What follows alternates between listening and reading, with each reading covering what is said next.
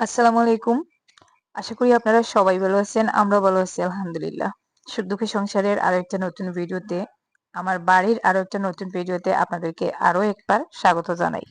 অনেকদিন পরে আজকে আমার বাড়ির কিছু কাজকর্মের ভিডিও নিয়ে চলে আসলাম আপনাদের সাথে শেয়ার করার জন্য।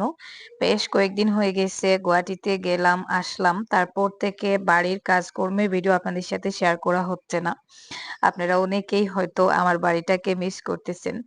তো দেখুন আমার মোরগগুলো মাশাআল্লাহ অনেকটাই বড় হয়ে যাচ্ছে আস্তে, আস্তে। মুরগিগুলো একটু ছোট, ছোট আছে আর এতগুলো আ মুরগির মধ্যে মাত্র ২ টা মুরুগ।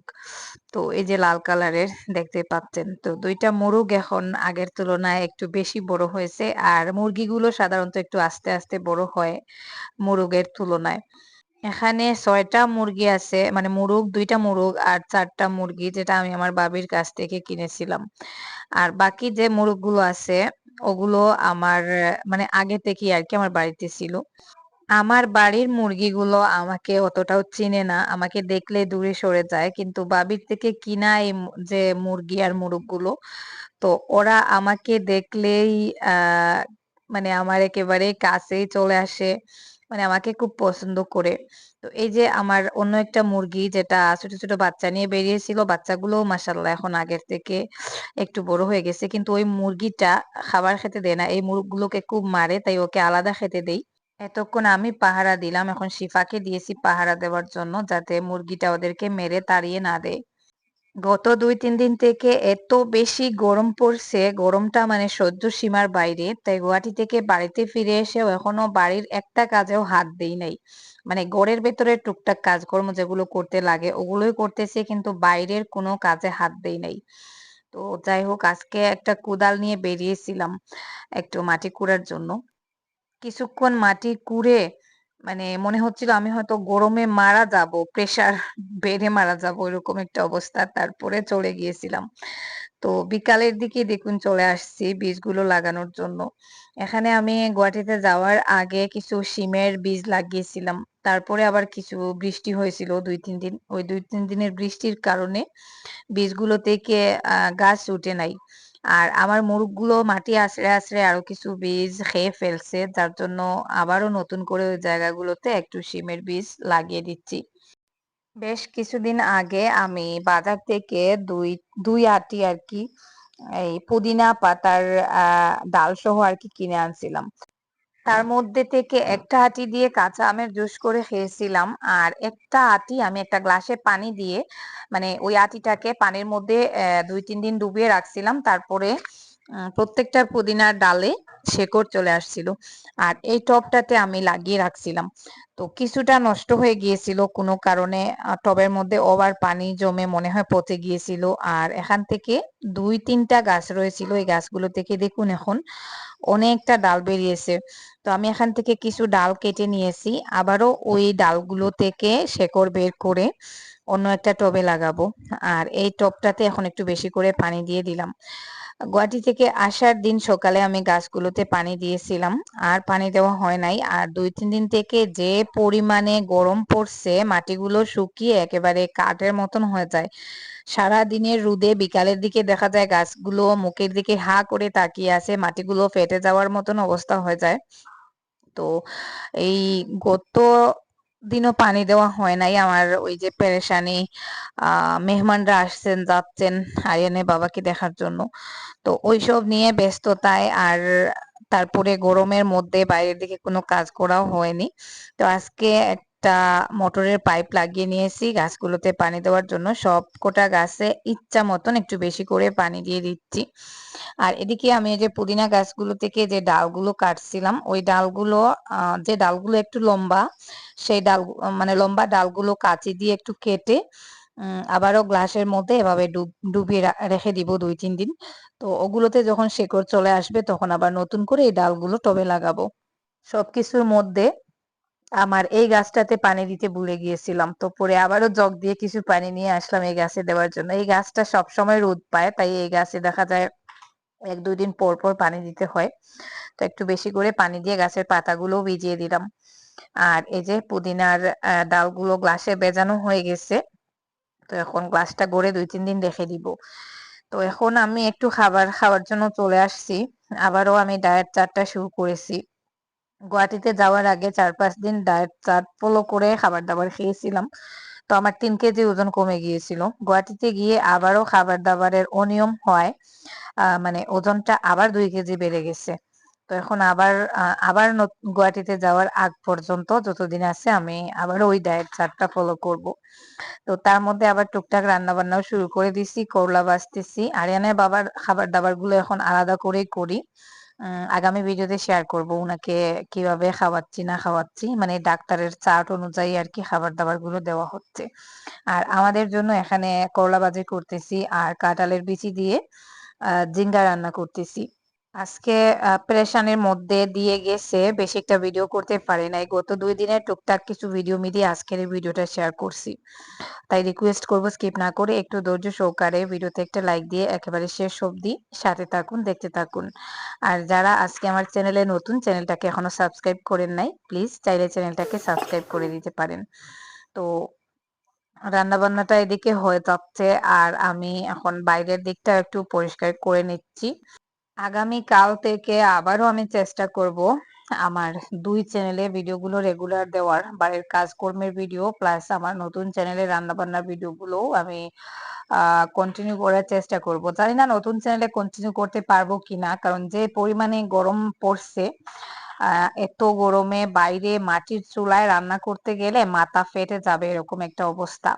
তারপরেও মাঝে মধ্যে আমি ২-৩ দিন পর পরে একটু বৃষ্টির দিন হলে আরকি কিছু ভিডিও শুট করে শেয়ার করার চেষ্টা করব ইনশাআল্লাহ। আর ওই চ্যানেলেও আগামীকাল থেকে বাড়ির ভিডিও রেগুলার পাবেন। তো আমার ছাগলটার কিছু স্মৃতি হঠাৎ করে আমি গ্যালারিতে পেলাম। এই যে দেখুন আমার ছাগলটা, এত আদরের এই ছাগলটা ছিল। গতদিন যখন আমি এই ছাগলটার ভিডিও শেয়ার করেছিলাম, তো অনেকে অনেক ধরনের মন্তব্য করেছেন। তো আমার ছাগলটা কিন্তু আমার কাছে খুব বেশি আদরের। ও ছাগল না, মনে হয় আমার বাচ্চাদের মতন, আমার সন্তানের মতন। মানে আমাকে এত বেশি পছন্দ করত। তো দেখুন আমি আমার মুরগগুলোকে চাল খাওয়াচ্ছিলাম কিছুদিন আগে। ছাগলটা মানে ও চাল খেতে এত পছন্দ করত। বাড়িতে যখন চালের বস্তা বাজার থেকে আনা হতো, ও হচ্ছে রান্নাঘরে গিয়ে চালের বস্তাটা কামড়ে কামড়ে ছিঁড়ে চাউল খাওয়া শুরু করে দিত।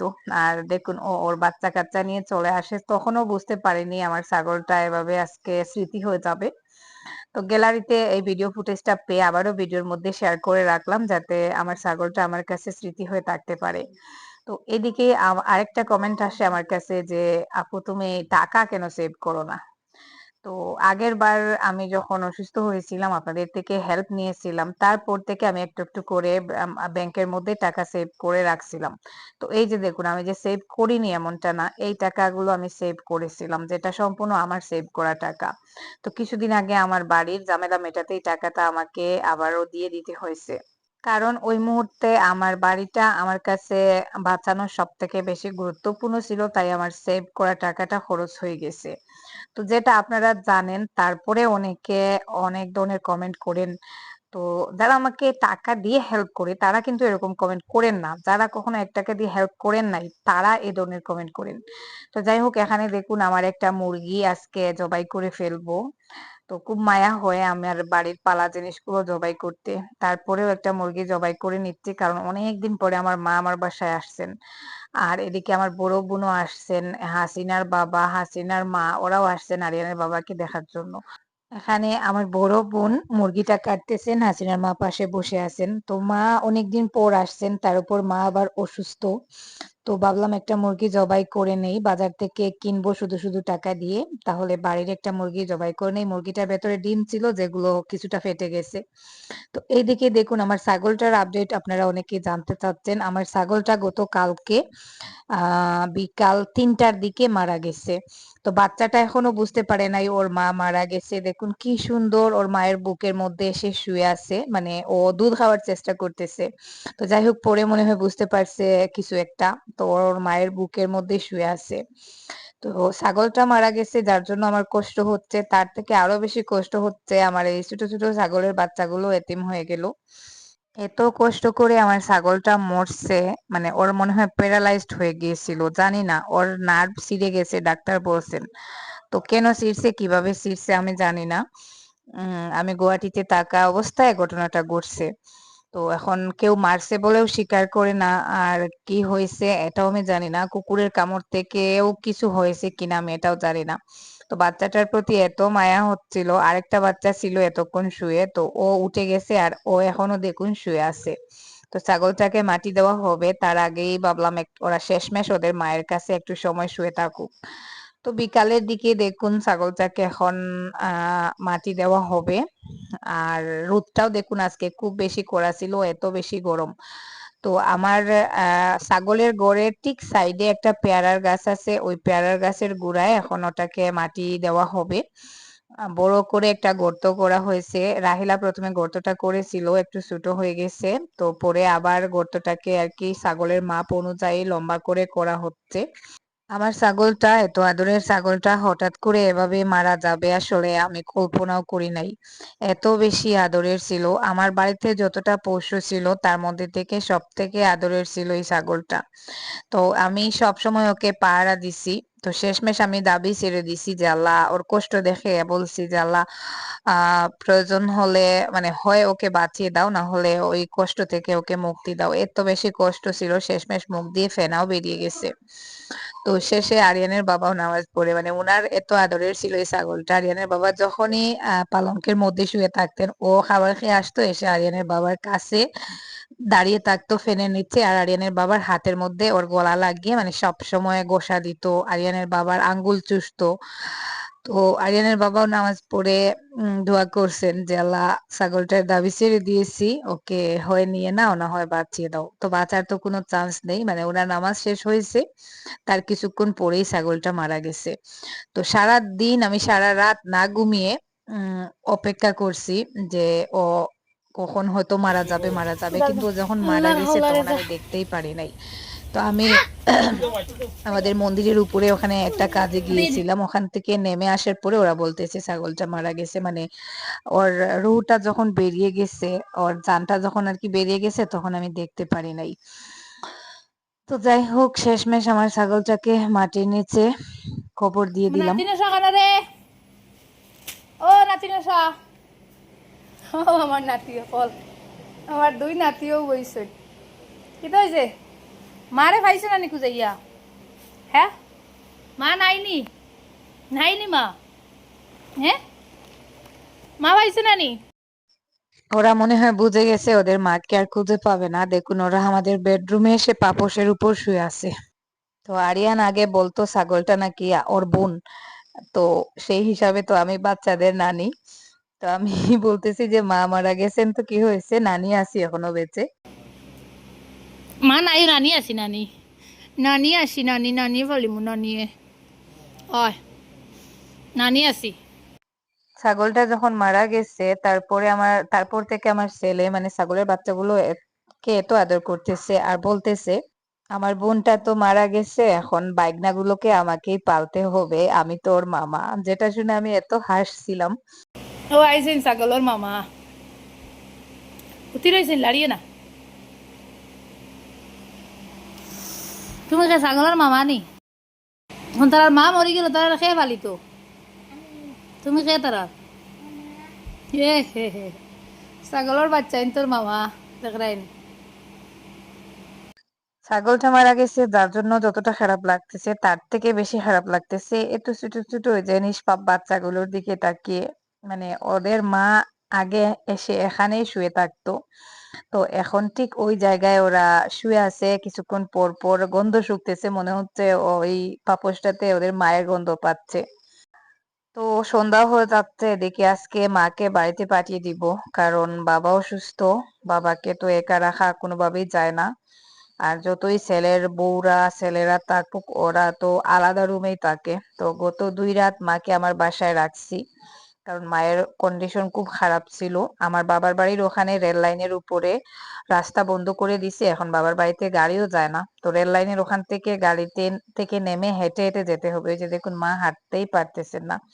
তো কোনোভাবে টেনে টুনে এখন নিয়ে গাড়িতে উঠি আর কি। জুবাইর আর রাহিলা মাকে নিয়ে যাবে, রাহিলাকে আবার মায়ের সাথে দিয়ে দিচ্ছি, ও এখানে 2-3 দিন থাকবে, থেকে মানে মায়ের একটু দেখাশোনা করবে। আর বাবা তো বারবার ফোন করতেছেন, যার জন্য মাকে বাড়িতে পাঠিয়ে দিচ্ছি। তো ওখানে গাড়ি আসছে, এখন গাড়িতে উঠিয়ে দেওয়া হবে। আমার মায়ের এত ছেলে থাকা সত্ত্বেও আমি কেন মাকে নিয়ে ডাক্তারের কাছে যাই, আমি কেন দায়িত্ব নেই, যেটা নিয়ে আমার কাছে প্রশ্ন আসছে। তো ইনশাল্লাহ আমি সেটার উত্তর আগামীকালকে দিব, কেন আমি করি, তো কি জন্য করি সেটা আমি ডিটেলসে আগামীকালকে ভিডিওতে বলবো। আমার মায়ের কয়জন ছেলে আছে আদৌ, আহ কি আমার বাইরা কি দেখে না। তো যাই হোক, ওটা আমি আর আজকে বললাম না, কারণ এমনিতেই আমার ছাগলের বিষয়টা নিয়ে মনটা খুব খারাপ।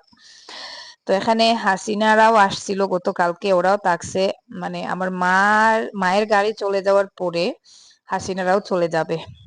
ওরা এখানে এসে থাকছে, আমার বড় বোনও একটু আগে চলে গেছেন, মানে সবাই এক এক করে চলে যাচ্ছেন। আমার বড় বোন কিছুক্ষণ আগে গেছেন, এখন মা চলে যাচ্ছেন, তারপরে হাসিনারাও চলে যাবে। তো ওইটুকুই আর কি। তো যাই হোক, এই যে গাড়িতে উঠিয়ে দেওয়া হলো। এখন জুবাইর আর রাহিলা নিয়ে যাবে। জুবাইর ওই গাড়িতে করে আবার চলে আসবে, আর রাহিলা ওখানে 2-3 দিন থাকবে মাকে একটু দেখাশোনা করার জন্য। সেই সাথে বাবাও তো অসুস্থ, তো ও যেতে চাইছিল, আমি বললাম যা, সমস্যা নেই, ভালোই তো, মাকে দেখবে। তো যাই হোক, আজকের মতো এই পর্যন্ত। আল্লাহ হাফেজ, আসসালামু আলাইকুম।